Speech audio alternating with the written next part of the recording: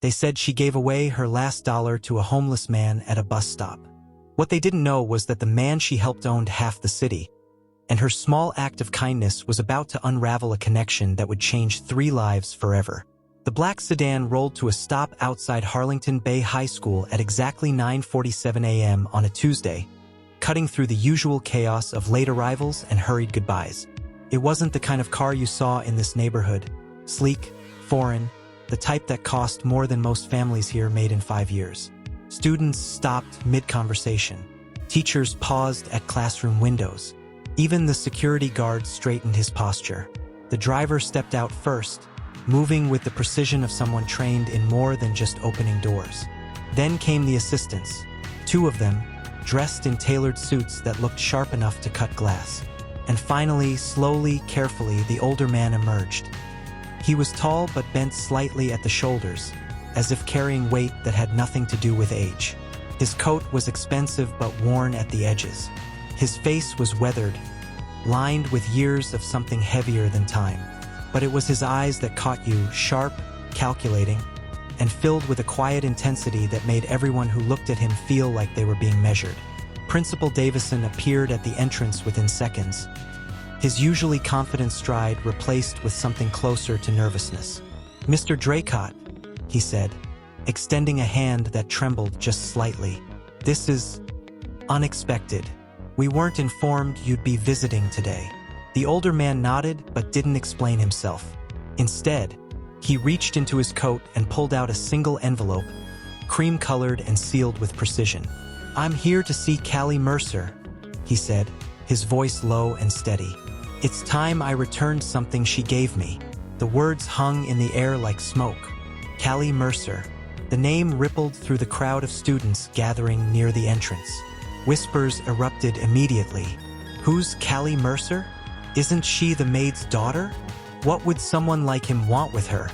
Inside Mrs. Patterson's algebra class, Callie sat in the 3rd row, pencil moving steadily across graph paper as she worked through a problem set most students had given up on 10 minutes earlier. She didn't notice the door opening, didn't see the office assistant step inside with a note. "Callie Mercer?" Mrs. Patterson's voice cut through the room. "You're needed in the principal's office." The room went silent. Callie looked up, confusion flickering across her face. She'd never been called to the office before, not once in 4 years. She gathered her books slowly, feeling 20 pairs of eyes tracking her movement as she walked toward the door. "Ooh, someone's in trouble," a voice whispered from the back. But trouble didn't arrive in a car like that. Trouble didn't bring assistance and sealed envelopes. Trouble didn't make a principal nervous. As Callie walked down the empty hallway toward the main office, she had no idea that her life was about to split into 2 parts. Everything before this moment and everything after. She had no idea that a single act of kindness, performed 3 nights ago in the rain at a bus stop, was about to circle back to her in ways she couldn't begin to imagine. And she had no idea that the man waiting for her in that office wasn't just anyone. He was Walter Draycott, billionaire, aerospace magnate, and a ghost who'd been hiding from the world for the last 8 years. The man she'd saved with her last $2.50. The apartment above Romano's laundromat wasn't much, but it was theirs. Callie had learned to sleep through the constant hum of industrial dryers by the time she was 7.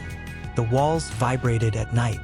Steam crept through floorboards during winter, making everything damp and warm. Their neighbor downstairs, Mr. Romano, never charged full rent. A kindness Elena Mercer repaid by doing his bookkeeping twice a month. It was Wednesday evening, 2 days before the bus stop incident that would alter everything. Callie sat cross-legged on their worn couch, laptop balanced on her knees, tutoring a 7th grader through fractions over video call. Across the room, Elena ironed uniforms for tomorrow's shift at Harlington Bay Towers. "So if you multiply both the numerator and denominator by 3, Callie explained patiently, watching the kid's face scrunch in concentration. Elena glanced at her daughter, pride flickering across tired features. 17 years old and already carrying the weight of 2 adults. Scholarship applications spread across their kitchen table. Part-time tutoring gigs filling every spare hour. Straight A's despite working weekends at the library. "Mom, you're burning Mr. Calabrese's shirt," Callie called out without looking up. Elena jerked the iron away, cursing softly in Spanish. "How do you always know?" "I can smell it from here." The tutoring session ended at 8. Callie closed her laptop and stretched, vertebrae popping after sitting hunched for 90 minutes. She walked to the kitchenette, barely big enough for 2 people to stand, and started heating leftover rice. "You eat yet?" she asked. "I'll grab something at work tomorrow," Elena replied, hanging the last uniform on a hook. "That's what you said yesterday." "Callie." "Mom." Callie turned, wooden spoon in hand. "You're working doubles 3 times this week. You need to eat." Elena's shoulders sagged. The argument was old, familiar, and neither of them had energy left for it. She sat at the table instead, rubbing her temples. "Mrs. Henderson complained about water spots on her crystal again," Elena said quietly. "Threatened to report me to management." Callie's jaw tightened. She knew Mrs. Henderson. Knew the penthouse suite on the 42nd floor. Knew the woman wore jewelry worth more than their annual rent and treated staff like furniture. "What did you say?" "I apologized. Cleaned them again." Smiled. Elena's voice held no bitterness, only exhaustion. "It's the job, Mija. We do what we must." Callie divided the rice between 2 bowls, adding eggs she'd scrambled with the last of their peppers. She set one in front of her mother and sat across from her. "I got my acceptance letter today," Callie said. "State University. Full academic consideration for engineering." Elena's head snapped up. "Callie, they're offering partial aid. Covers about 60%. The joy drained from Elena's expression. They both understood math too well. 60% still left a gap neither of them could bridge. Not with medical bills stacking up from Elena's untreated condition. Not with rent increases coming next month. "We'll figure it out," Elena said, but her voice cracked on the last word. Callie reached across and squeezed her mother's hand.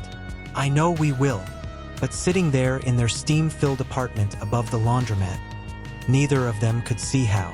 What Callie couldn't know, was that 72 hours from this moment, she would perform an act so small it would barely register in her memory. And that act would unlock doors she'd never imagined existed. The Marina District bus stop sat at the intersection of 2 worlds. On one side, luxury yachts bobbed in their slips, their owners dining at restaurants where appetizers cost $50. On the other, service workers waited for the number 47 route that would carry them home to neighborhoods the yacht owners never visited. The older man had been appearing there for weeks. Callie first noticed him on a Thursday evening in late September. He sat on the bench farthest from the shelter, a worn canvas jacket pulled tight despite mild weather. Gray hair needed cutting. Stubble covered his jaw. His boots, though scuffed, looked military issue, the kind built to last decades. He never panhandled, never made eye contact, just sat, sometimes scribbling in a small leather notebook, sometimes staring at the water.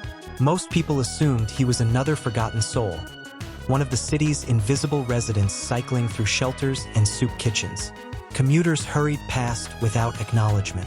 Teenagers made jokes just loud enough to sting but quiet enough to maintain deniability. Callie saw something different. Maybe it was the way he held himself. Spine straight even in exhaustion, shoulders squared despite whatever burden pressed down on them. Maybe it was the notebook, leather-bound and clearly expensive, its pages filled with precise handwriting. Or maybe it was simply the look in his eyes on the rare occasions she caught his gaze. Lucid, intelligent, and profoundly sad. She started nodding to him. Small acknowledgments. Human recognition in a place where most people worked very hard at not seeing. He never responded. Just continued feeding pigeons with bread he pulled from his pockets. Watching the marina with an expression Callie couldn't quite read. On the second Tuesday in October, she noticed his hands shaking as he counted coins for bus fare. The driver barely glanced at him, already annoyed before the man even boarded. Other passengers shifted away, creating invisible barriers. On the third Wednesday, she saw him sitting in the rain, jacket soaked through, apparently unaware of or indifferent to the downpour. The shelter was full of teenagers deliberately taking up extra space. Nobody offered to make room. Callie almost said something, almost asked if he needed help. But her mother's shift ended in 20 minutes, and they barely had enough fare for two as it was. She regretted the silence immediately. That Friday evening, she brought an extra sandwich from home, left it on the bench beside him, wrapped in paper, then walked away before he could refuse or thank her. When she glanced back from across the street, the sandwich was gone and the man was staring at the spot where she'd been standing, his expression unreadable. What Callie couldn't see, what nobody could see, was the platinum timepiece hidden beneath his jacket sleeve. A Patek Philippe worth more than most houses. Custom engraved on the back with a name and date that would have explained everything if anyone had bothered to look. What she also couldn't see was the black sedan parked 3 blocks away, driver inside, waiting for a man who refused to be found. The next Monday brought rain. Heavy, relentless, the kind that turned streets into rivers and made waiting for buses an exercise in misery. Callie and Elena stood in the shelter, both exhausted from Elena's double shift. The older man was there too, searching frantically through his pockets, coins spilling across wet pavement. The bus pulled up. The driver's expression said everything. Hurry up or get left behind. And in that moment, Callie Mercer made a choice that would change 3 lives forever. She stepped forward and offered her last $2.50. Rain hammered the bus shelter like 1,000 tiny fists. Elena's double shift had run past midnight. 16 hours cleaning penthouses, scrubbing marble floors, polishing fixtures wealthy residents would touch once and forget. Her feet ached. Her lower back screamed with every step. But the overtime meant an extra $140, enough to cover the electricity bill with a little left over. Callie had waited in the lobby, finishing homework on furniture meant for residents, not staff. Security guards knew her by now. The night supervisor, Marcus, even brought her coffee around 10. "Your mama's a good woman," he'd said. "Works harder than anyone in this building." Now they rushed through sheets of rain toward the marina stop, sharing Elena's umbrella that did almost nothing against the downpour. Callie's sneakers were soaked through. Her backpack felt twice its normal weight. The shelter was packed. Teenagers huddled together, laughing about something on someone's phone. A businessman in an expensive coat stood rigid, checking his watch every 30 seconds. 2 nurses in scrubs leaned against each other, half asleep after their own long shifts. And there, just outside the shelter's protection, stood the older man. He wasn't seeking cover, wasn't asking for space, just stood in the rain, patting his pockets with increasing desperation, pulling out coins and counting them under a streetlight. The bus rounded the corner, headlights cutting through the storm. The man's hands shook harder. Coins slipped through his fingers, bouncing across wet concrete. He dropped to his knees, searching, water streaming down his face. "Come on, man," someone muttered. "Hold up the whole route, why don't you?" The bus hissed to a stop. Doors opened. The driver, a heavy-set woman with zero patience left after 10 hours behind the wheel, jerked her chin toward the growing line. "Boarding. Exact change only. Last run tonight." People surged forward. The teenagers first, then the businessman, then the nurses. Elena and Callie hung back, waiting. They always waited.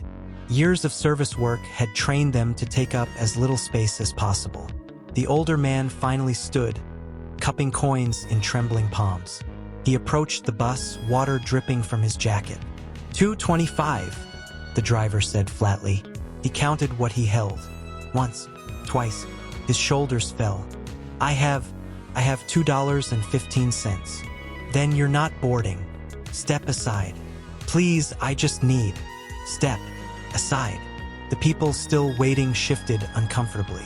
The businessman checked his phone. One of the nurses sighed.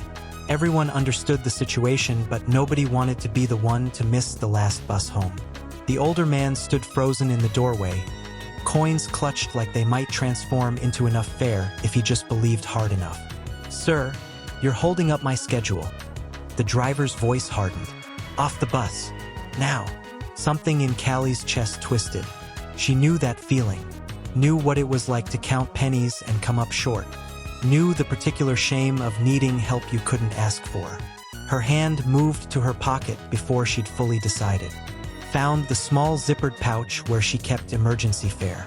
Pulled out 2 crumpled dollar bills and 2 quarters. Her last money until Friday's tutoring payment came through. "Here," she said, stepping forward. The older man turned. Water streamed down his face, making it impossible to tell if those were tears mixing with rain. His eyes met hers. Sharp gray eyes that seemed to see through her, around her, into something beyond this moment. "I can't." His voice broke. "Yes, you can." Callie pressed the money into his palm, her hand steady even as her heart hammered. "It's okay." For 3 full seconds, he simply stared. Then his fingers closed around the bills and coins with a gentleness that seemed incongruous with his weathered appearance. "You remind me," he whispered, so quiet only Callie heard, "of someone I owed everything to, someone I failed." Before she could respond, he turned and fed the money into the fare box. The machine beeped acceptance. He moved down the aisle like a man in a dream, taking the first empty seat and immediately turning toward the window. Callie and Elena boarded last. As they passed, Callie glanced at him.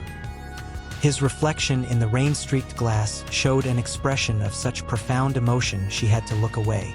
They found seats near the back. Elena squeezed her daughter's hand. "That was kind, Mija," she murmured. "But that was your lunch money for the week." "I'll figure it out," Callie said, though she had no idea how. The bus lurched forward, windshield wipers beating a steady rhythm. Through the rain-blurred windows, city lights smeared into abstract patterns. Callie leaned her head against the cool glass, already calculating. Skip breakfast tomorrow, smaller portions at dinner, maybe pick up an extra tutoring session. What she couldn't calculate was the chain reaction she'd just set in motion. Because as she helped the older man into his seat, her shoulder had brushed his arm. His sleeve had ridden up just an inch. And in that brief moment, she'd seen something that made no sense whatsoever. A watch, platinum, catching light from the overhead fixtures like captured starlight. The kind of timepiece that cost more than her mother made in 5 years. Callie tried to focus on the rain patterns streaming across her window. Tried to convince herself she'd seen wrong. Bad lighting, reflection playing tricks. Maybe it wasn't platinum at all. Maybe just polished steel catching the overhead lights at an odd angle. But she'd spent years in Harlington Bay Towers, cleaning alongside her mother during summer breaks, watching residents flash jewelry worth more than cars. She knew what real wealth looked like. That watch was real. The bus swayed around a corner. Callie risked a glance toward the front. The older man sat perfectly still, staring out his window at the storm. His shoulders were straight now, tension released. Whatever panic had gripped him earlier had dissolved into something else. Relief, gratitude, or something heavier she couldn't name. Elena dozed against Callie's shoulder, exhaustion finally claiming her. Callie tried to do the same, but her mind refused to settle. The pieces didn't fit. Worn jacket, military boots, hands shaking from cold or hunger or something worse. Couldn't scrape together bus fare. But wearing a watch that could pay rent for a year. Unless he'd stolen it. That made sense, didn't it? Desperation drove people to desperate choices. Maybe he'd lifted it from somewhere, planned to pawn it tomorrow. Except thieves didn't wear what they stole. They sold it immediately, converted it to cash, moved on. The bus pulled into the Riverside terminal. Last stop, everyone off. The driver's voice crackled through speakers, announcing the end of the line. People shuffled toward the exit. The nurses first, then the teenagers still glued to their phones. Callie gently shook her mother awake. "We're here, Mom." They gathered their things and joined the tired procession. Ahead, the older man descended the steps carefully, as if each movement required conscious effort. He reached the sidewalk and paused. That's when Callie saw the car. A black sedan materialized from the darkness, headlights cutting through rain, pulling up with the kind of precision that spoke of professional driving. Not a taxi, not a rideshare with a glowing logo. Something else entirely. The driver's door opened. A man emerged, tall, broad-shouldered, wearing a suit that probably cost more than Callie's laptop. He rushed around the front of the vehicle, umbrella already open. "Sir." His voice carried urgency and relief in equal measure. "Sir, we've been searching for you all day. Are you hurt? Do you need medical?" The older man raised one hand, silencing him. "I'm fine, Thomas. Just lost track of time." "Lost track?" Thomas's jaw worked. "Mr. Draycott, you've been gone for 11 hours. We had security teams combing 3 counties. Mrs. Chun nearly called the police." Mr. Draycott. The name meant nothing to Callie, but the scene unfolding 30 feet away meant everything. The way Thomas held the umbrella, deferential, protective. The way he opened the rear door and stepped back, waiting. The leather interior visible in the dome light. The second figure in the passenger seat, speaking rapidly into a phone. This wasn't someone being rescued. This was someone being served. Elena's fingers tightened on Callie's arm. Her mother saw it too. The older man, Mr. Draycott, turned before entering the vehicle. His eyes scanned the handful of passengers still lingering under the terminal overhang. Scanned and found Callie. He held her gaze for 3 heartbeats. Then he nodded once. Small, precise. An acknowledgement that carried weight she couldn't begin to interpret. He folded himself into the sedan. Thomas closed the door, circled back to the driver's seat, and pulled away with the smooth acceleration of German engineering. The terminal fell silent except for rain-hammering corrugated metal roofing.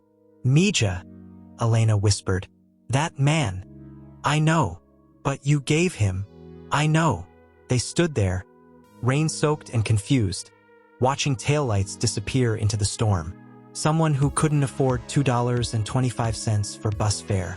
Someone who owned a platinum watch worth more than most people's homes. Someone whose driver called him sir with the kind of respect reserved for executives, dignitaries, people who shaped the world instead of simply surviving in it. Callie's mind raced, trying to construct explanations that made sense. Maybe he had money but no access to it. Maybe he'd lost his wallet. Maybe the watch was sentimental, something he refused to sell no matter how desperate things became. Maybe, but deep in her gut, in that place where instinct lives, Callie knew something else was happening here. Something bigger than a chance encounter at a bus stop. Something that had been set in motion the moment she'd pressed that money into his palm. "Come on," Elena said quietly. "We should get home." They walked through rain to the bus shelter where they'd transfer to the route serving their neighborhood. Callie's sneakers squelched with every step. Her backpack felt impossibly heavy. But heavier still was the question following her into the night. Who was Walter Draycott? And why did her small act of kindness seem to matter so much to a man who clearly didn't need it? She wouldn't have to wait long for answers. By Tuesday morning, Walter Draycott would arrive at Harlington Bay High School, and Callie Mercer's carefully balanced world would tilt permanently off its axis. The hallway to Principal Davison's office felt longer than Callie remembered. Her sneakers squeaked against polished linoleum. Fluorescent lights hummed overhead. Through classroom windows, she caught glimpses of students pretending to focus while actually watching her pass. Everyone knew something was happening. News traveled fast in schools, especially news involving mysterious visitors and expensive cars. Callie's stomach twisted. She ran through mental checklists, searching for anything that might explain being summoned. Late assignments? No. Disciplinary issues? Never. Unpaid fees? They were barely scraping by, but everything was current. The administrative assistant, Mrs. Kowalski, looked up from her computer with an expression Callie couldn't read. Sympathy? Curiosity? Something else entirely? "Go right in, dear. They're waiting." Callie pushed open the heavy oak door. Principal Davison stood beside his desk, hands clasped in front of him like a man preparing for difficult news. But his usual stern demeanor had cracked, replaced by something approaching nervousness. And there, seated in one of the visitor chairs, was the older man from the bus stop. He'd cleaned up since Friday, shaved, hair trimmed and combed, wearing slacks and a button-down shirt that suggested quiet wealth rather than screaming it. But his eyes, those sharp gray eyes, were unchanged. They locked onto Callie the instant she entered. "Miss Mercer," Principal Davison began, his voice carefully neutral. "This is Walter Draycott," the older man said, rising to his feet with measured grace. "Though I suspect you already know that name." Callie's mouth went dry. She'd Googled the name over the weekend, spent Saturday evening falling down a rabbit hole of articles, interviews, company profiles.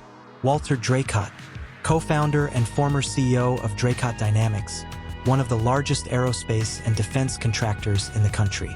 Net worth estimated in the billions.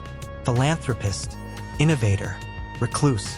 He'd disappeared from public life 8 years ago after a tragedy the articles only mention vaguely. Stepped away from his own company, stopped attending galas and conferences, became essentially a ghost, and she'd given him bus fare 3 nights ago. I didn't know who." Callie's normally steady voice faltered. "Of course you didn't," Walter said gently. "That's rather the point, isn't it? You helped someone you thought couldn't help themselves." Principal Davison cleared his throat. "Mr. Draycott arrived this morning requesting a private conversation with you. Given the unusual circumstances, I thought it best to facilitate." "I'll get to the reason I'm here," Walter interrupted, though without rudeness. He pulled an envelope from his jacket pocket, the same cream-colored envelope Callie had seen earlier. "But first, I need you to understand something." He took a breath, as if gathering courage for what came next. 3 nights ago, I was standing in the rain, unable to afford bus fare.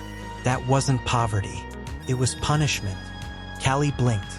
"I don't understand." "I was punishing myself," Walter continued, his voice steady but weighted. "For 8 years, I've been trying to make sense of loss that fundamentally changed who I am. I've been wandering, testing myself, trying to remember what it feels like to struggle, to need, to be invisible." He turned toward the window, looking out at students crossing the courtyard. "Wealthy people forget, you see. We insulate ourselves, build walls of comfort so high we can't see over them anymore. We stop understanding what it means to truly need something as simple as $2.50. The room fell silent except for the muted sounds of school life continuing outside. Lockers slamming, voices echoing, the distant bell signaling period transitions. "What you did," Walter said, still facing the window, "was more than kindness. You reminded me of something I'd forgotten, something I'd buried along with." His voice caught. He stopped, composing himself. When he turned back, his eyes glistened. "You saved my life," he said simply. "Not from anything physical, from something worse, from forgetting why any of this matters." Callie's head spun. This didn't make sense. Rich people didn't wander around testing themselves. They didn't stand in rainstorms counting insufficient change. They definitely didn't show up at high schools to thank scholarship students for bus fare.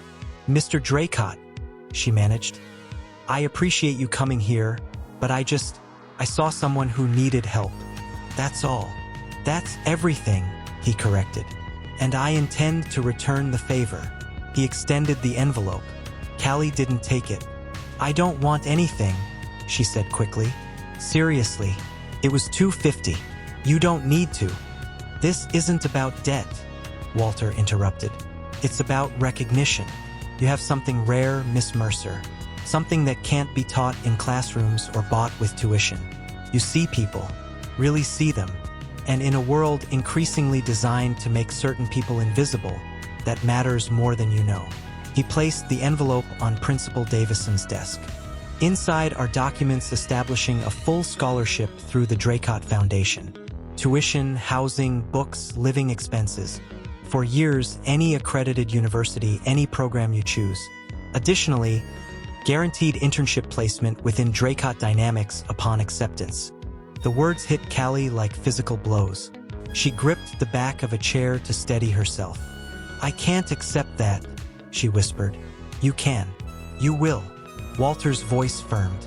"Because it's not charity. It's investment. You want to study engineering, correct?" Callie nodded mutely. "Then study it.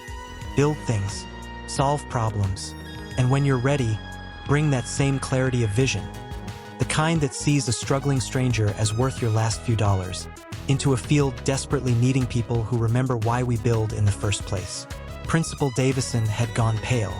His mouth opened and closed without producing sound. Callie's vision blurred. This couldn't be real. Things like this didn't happen. Not to girls from laundromat apartments. Not to daughters of housekeepers. Not to people who counted pennies and worked 3 part-time jobs just to dream about college. There's something else, Walter said quietly. Your mother, Elena. Correct. Callie's head snapped up, protective instinct flaring. What about her? I understand she's been managing a medical condition without treatment. Something related to her spine. Ice flooded Callie's veins. How did he know that?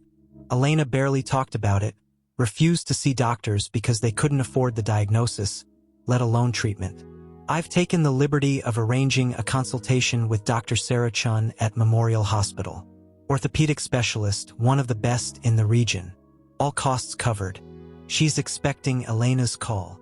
Tears spilled down Callie's cheeks before she could stop them. Why? The word came out broken. Why would you do this? Walter's expression softened with something that looked like old pain resurfacing. Because 8 years ago, I lost the only person who mattered. And I spent every day since then trying to understand why the world bothered continuing without him. Friday night, standing in that rain, I was ready to let go completely. Let myself disappear into the nothing I'd been courting. He stepped closer, his voice dropping to something just above a whisper. And then you appeared. You didn't know me, didn't know my name or my wealth or my history. You just saw someone struggling and decided they were worth your last few dollars. In that moment, you reminded me of someone I loved. Someone who believed people were worth saving, even when they couldn't save themselves. Callie wiped her eyes with the back of her hand. Who? She asked. Walter's smile was sad and far away.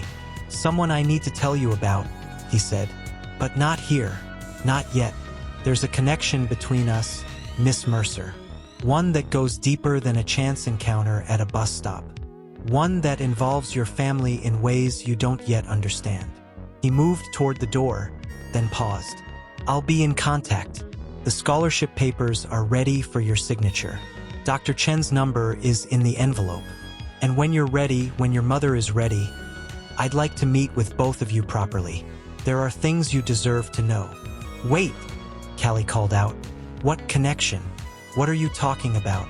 Walter looked back, and for a moment, his careful composure cracked entirely.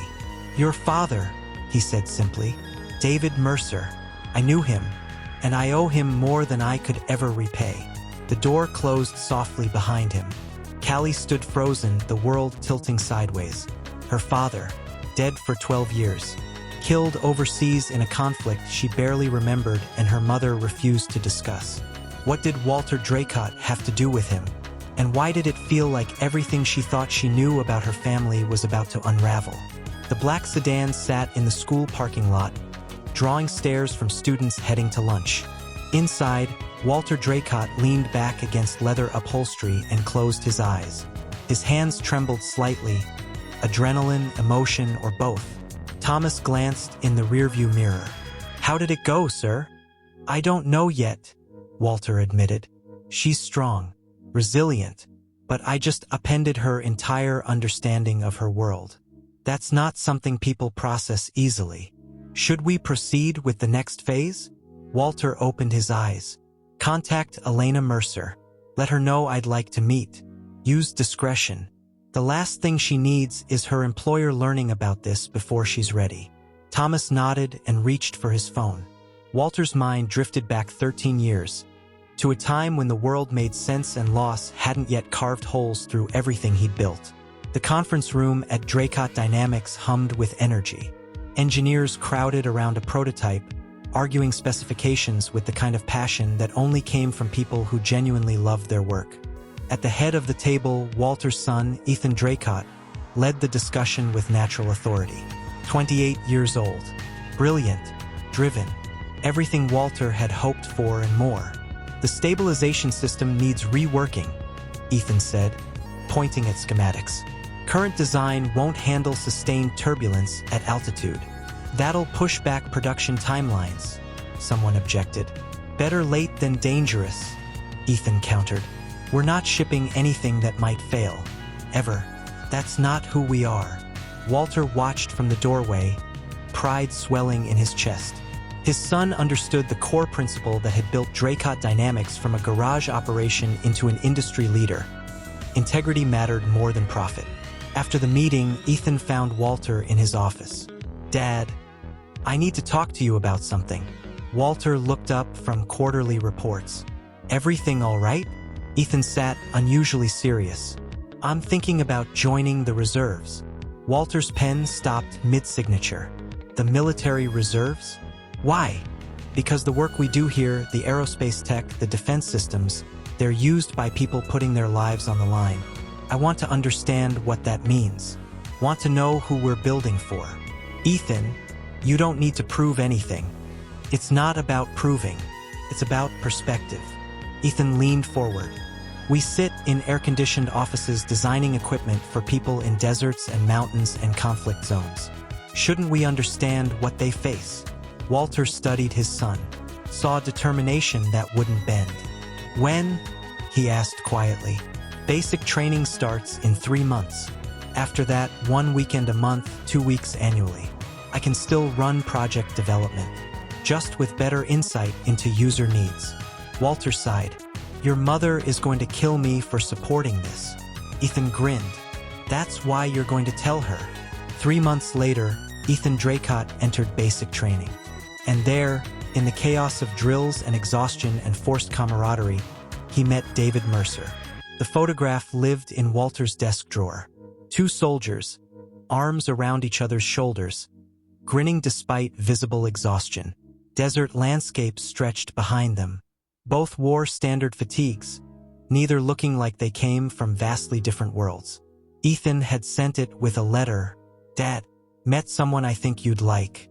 David Mercer, former Army, joined reserves to help pay for his wife's nursing program. Smart as hell, funny, and the only person here who can beat me at chess. He keeps me grounded when officer training gets too theoretical. Reminds me that every spec we write affects real people with real families. You'd approve. Walter had approved immediately. Sent care packages addressed to both soldiers. Made sure David knew he was welcome at Draycott events whenever he was stateside. The two became inseparable. When Ethan deployed for his first overseas assignment, David deployed with him. When David's daughter was born back home, Ethan was the one who arranged video calls despite terrible connectivity. When Ethan struggled with leadership decisions, David was the voice of reason. They saved each other's lives more than once. Official reports detailed 2 incidents. Once when David pulled Ethan from a vehicle seconds before it exploded. Once when Ethan provided cover fire while David evacuated wounded civilians. But the real saving happened in quieter moments. Late-night conversations about purpose and fear and what waited back home. Reminders to stay human in places designed to strip humanity away. Then came the mission that changed everything. Walter received the call at 3 a.m. His wife answered, her voice thick with sleep, then going sharp with fear as she passed him the phone. Mr. Draycott, this is Colonel Harrison.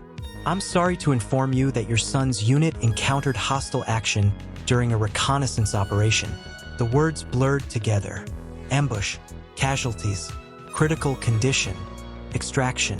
Both David and Ethan had been hit. Walter was on a plane within hours, pulling every string he had to reach the military hospital in Germany where they'd been evacuated. David Mercer died before Walter arrived.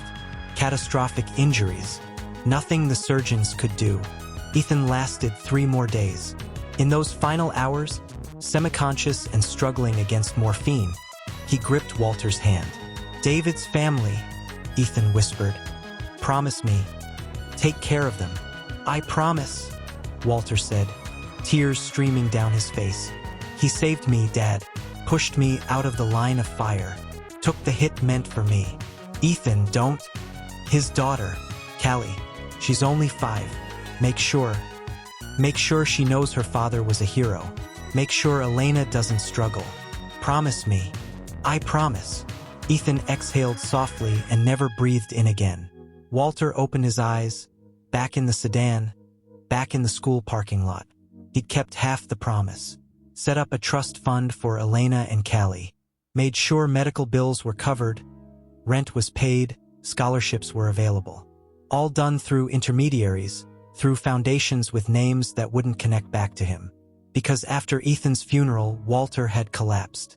The company continued running, carried by momentum and talented people.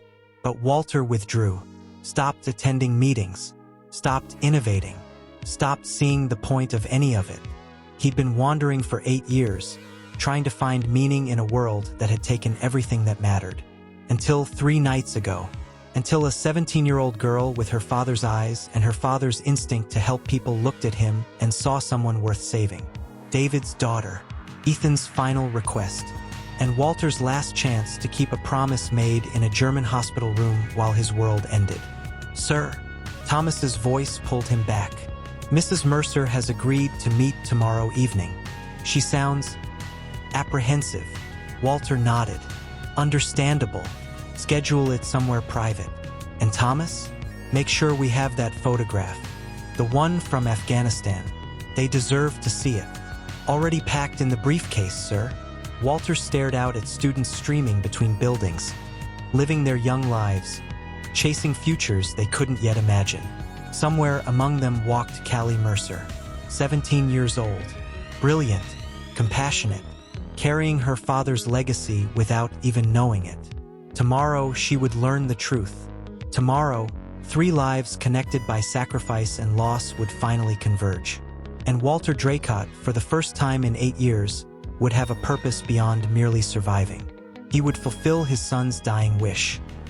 He would honor the man who'd saved Ethan, even though it hadn't been enough. And he would make sure that David Mercer's daughter, the girl who'd reminded him why kindness mattered, never struggled the way her mother had struggled.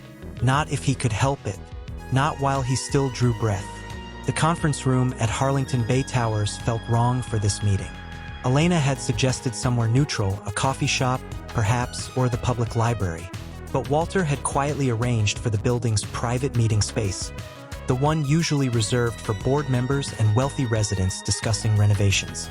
Now Elena sat across from him, hands folded tightly in her lap, wearing her best dress, the one she saved for job interviews and parent-teacher conferences. Callie sat beside her mother, still processing everything from yesterday. Through the window behind Walter, the marina stretched into evening darkness. Lights from yachts reflected across black water. "Thank you for coming," Walter began. His voice carried none of yesterday's formality. This was different, personal. "I know this must seem strange." "Strange doesn't begin to cover it," Elena said quietly. Her accent thickened slightly, the way it always did when she felt uncertain.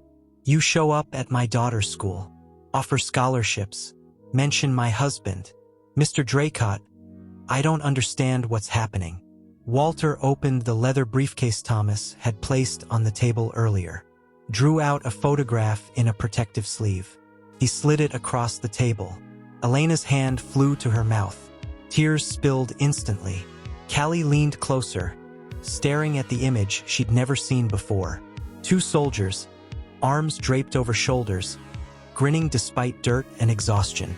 One was unmistakably her father, younger than she remembered, but with the same warm eyes and broad smile her mother kept alive in stories. The other was a younger Walter Draycott, no gray in his hair, fewer lines around his eyes, but the same sharp gaze. "Afghanistan," Walter said softly. 12 years ago, they'd just completed a humanitarian supply run. Against orders, technically. Command wanted them focused on reconnaissance. But your husband convinced my son that feeding displaced families mattered more than strict protocol. Elena's fingers traced the protective plastic over her husband's face. "Your son," she whispered. "Ethan.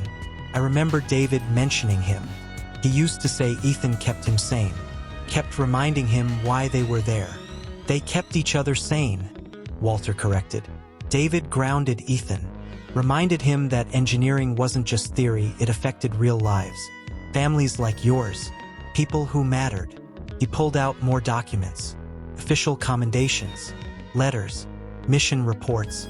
They saved each other's lives. Multiple times. The official record shows 2 incidents, but David wrote me privately about others. Moments that didn't make reports but made all the difference between coming home and not. Callie's throat tightened. Her father was a hero in stories her mother told, but those stories always felt distant. Sanitized. This was different. This was proof. What happened? Callie asked. Mom never talks about the end, just that he died serving.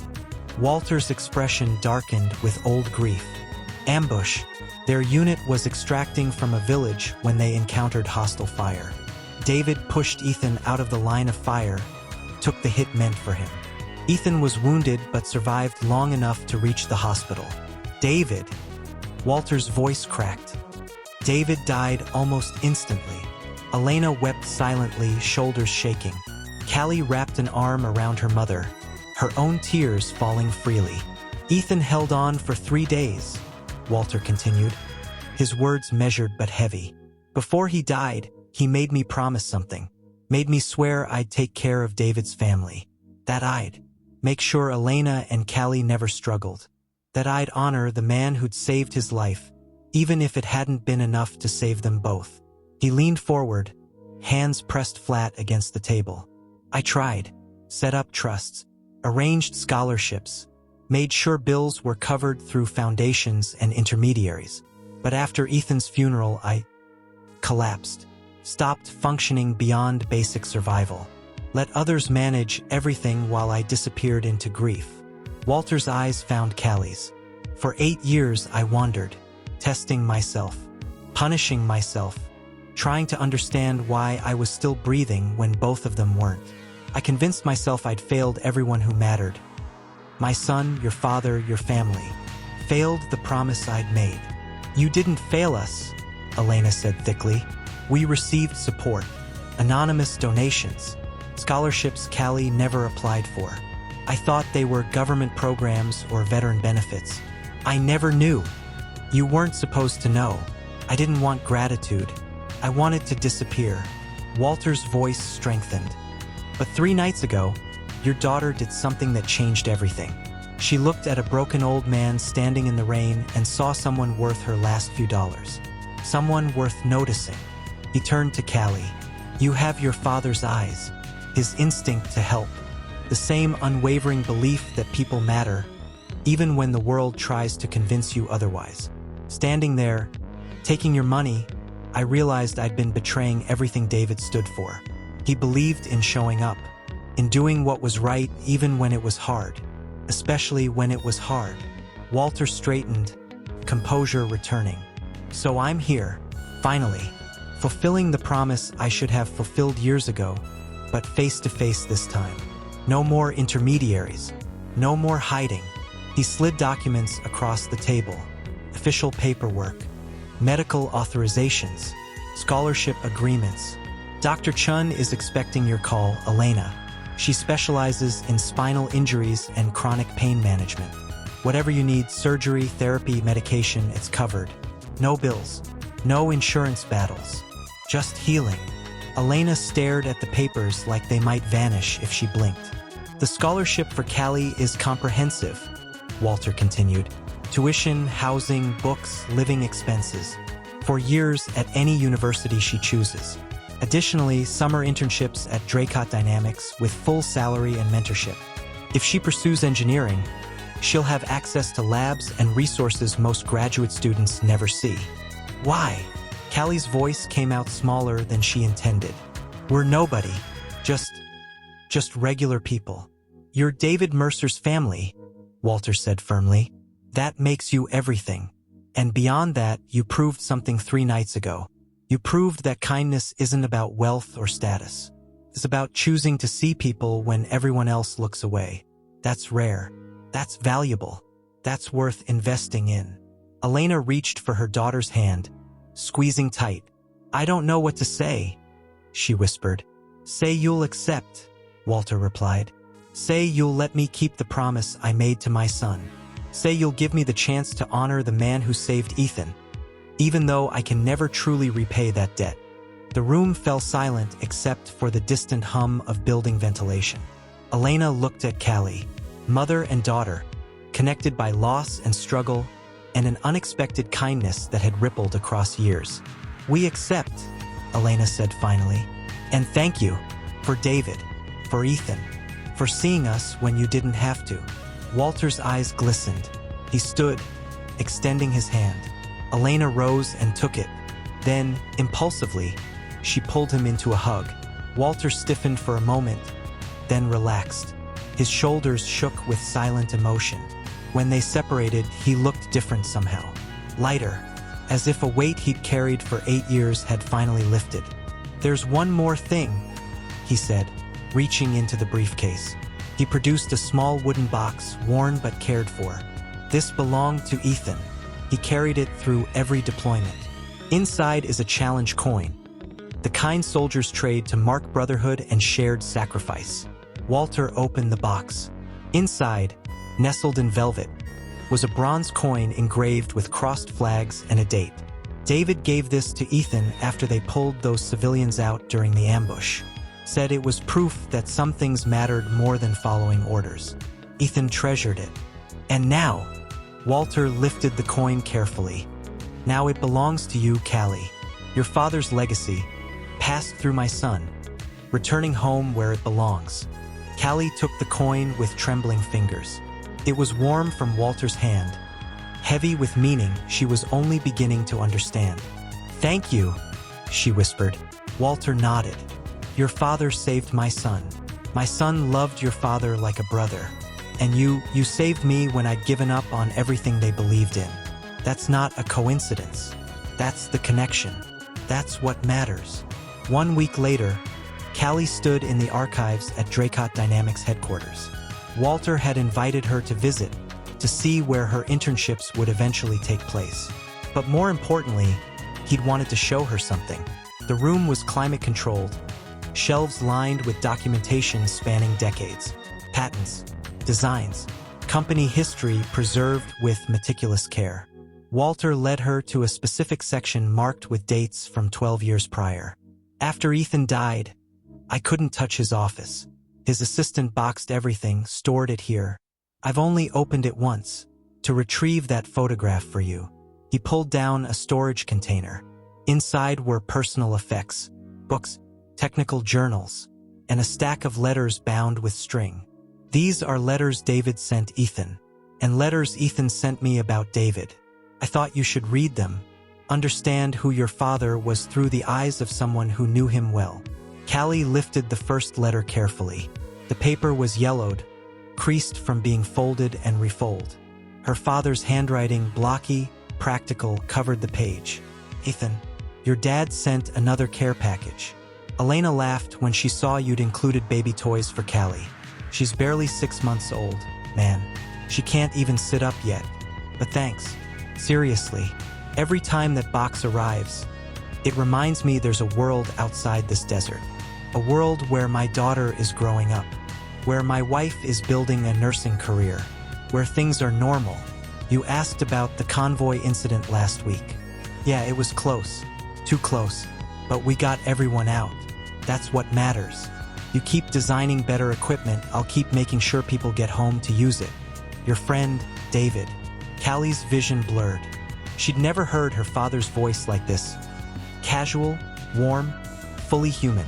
She read another, and another, letters about chess games and philosophical debates, about missing home and finding purpose, about fear and courage and the strange bond formed between people facing impossible situations together. Then she found Ethan's letters to Walter. "Dad, David's wife had their baby, Callie and Mercer. He showed me pictures via satellite feed, terrible connection, but you could see his face light up even through the static. He's terrified and ecstatic in equal measure. Keeps saying he needs to be a man worthy of raising a daughter in a world this complicated. I told him he already is. Anyone who pulls civilians out of crossfire while enemy rounds are incoming, that's exactly the kind of father any kid would be lucky to have." We're talking about after this deployment. He wants to finish his degree, maybe work in logistics. I told him Draycott Dynamics always needs people who understand real-world application. You'd like him, Dad. He makes me better, makes me remember why we build what we build. Callie looked up at Walter, tears streaming freely. He loved my dad, she said. More than loved. They were brothers. The kind you choose, not the kind you're born with. Walter pulled another document from the container. After they died, I had researchers compile everything. Mission reports, commendations, testimonies from their unit. Your father saved 17 lives directly. Ethan saved 12. Together, they changed the trajectory of their entire unit's survival rate. He spread photos across the table. Not just the one from Afghanistan, but dozens of others. David and Ethan in mess halls, standing guard together, playing cards in tents, teaching village children basic English. Heroes aren't just people who die dramatically, Walter said quietly. They're people who show up every day and choose to make things better. Your father did that, consistently, until the very end, when he made the ultimate choice, his life for Ethan's. Callie touched the photos, seeing her father as a real person for the first time. Not just the vague memories of a 5-year-old or the sanitized stories her mother told, but a complex, funny, brave man who'd built deep friendships and died protecting someone he loved. Why didn't you tell us this years ago? She asked. Walter's expression grew pained. Because I was drowning. Because facing you and your mother meant confronting what I'd lost. Easier to handle everything through lawyers and foundations. Easier to hide than to admit I'd survived when both of them hadn't. He sat heavily on a nearby stool.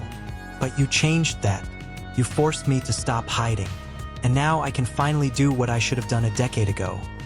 Look David's family in the eye and say thank you. Thank you for raising a daughter who embodies everything he believed in.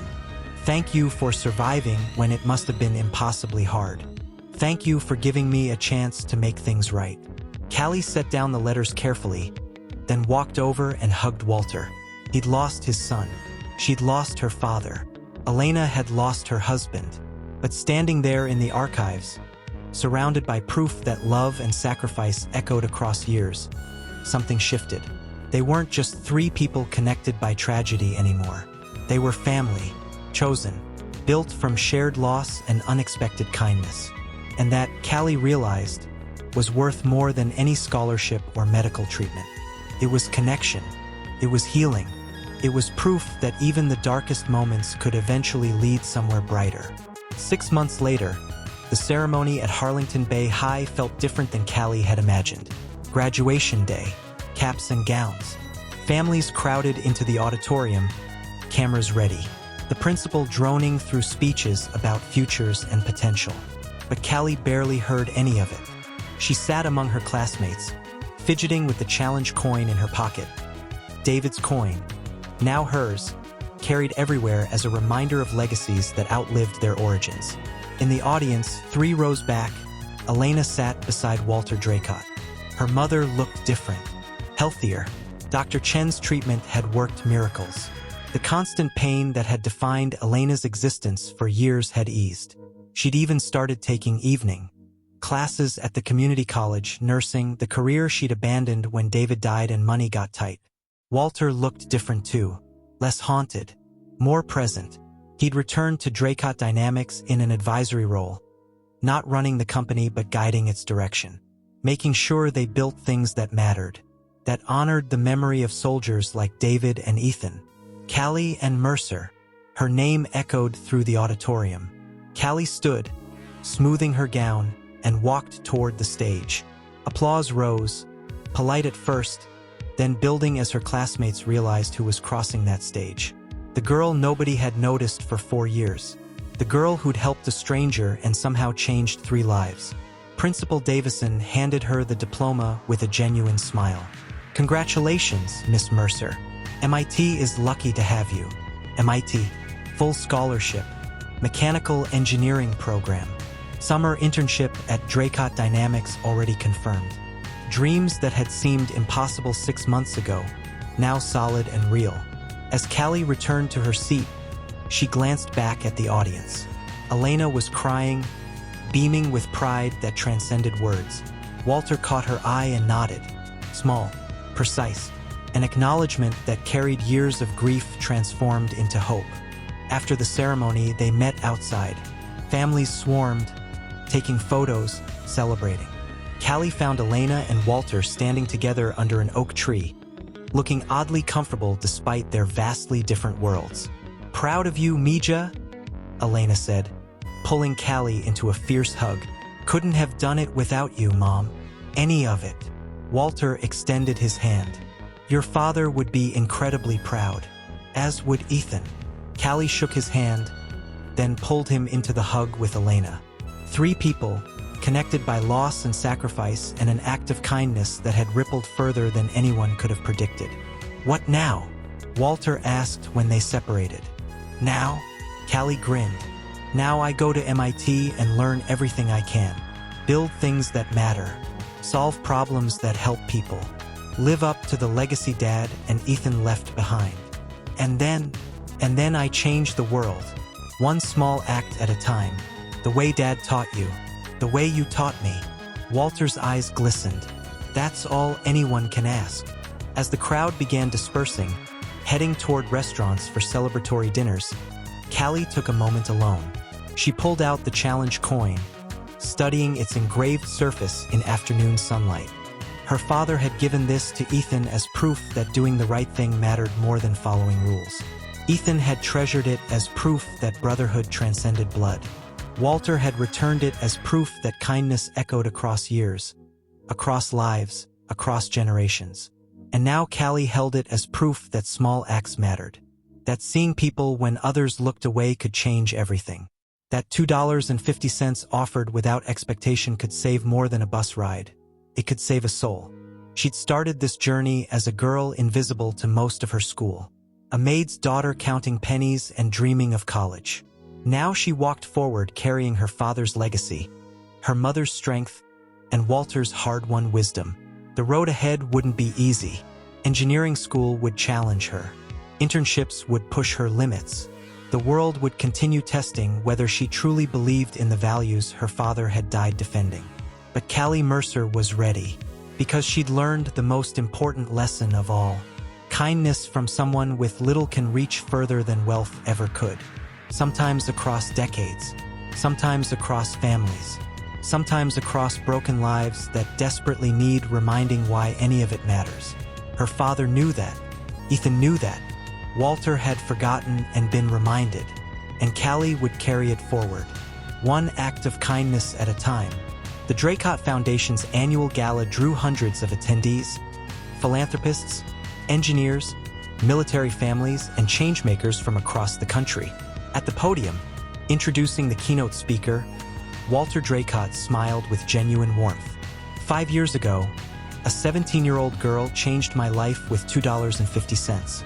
Tonight, that same woman, now a graduate student at MIT, lead engineer on 3 groundbreaking projects, and the newest board member of the Draycott Foundation, will share her vision for the future we're building together.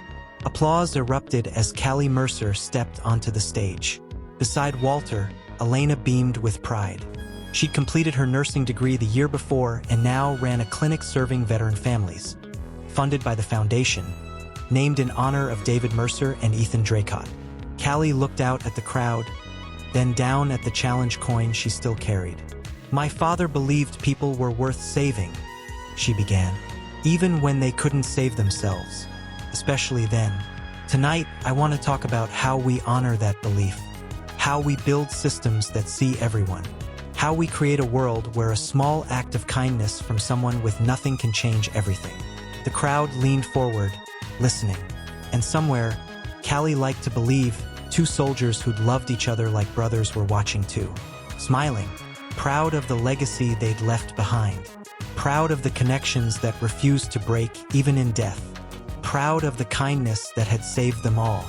If this story moved you, please consider subscribing for more powerful stories about kindness, connection, and the moments that change everything. Sharing this with someone who needs a reminder that small acts matter. Commenting below, What's one act of kindness you've witnessed that changed someone's life? Remember, you never know when your $2.50 might save more than a bus ride. It might just save a life. Thank you for watching. See you in the next story.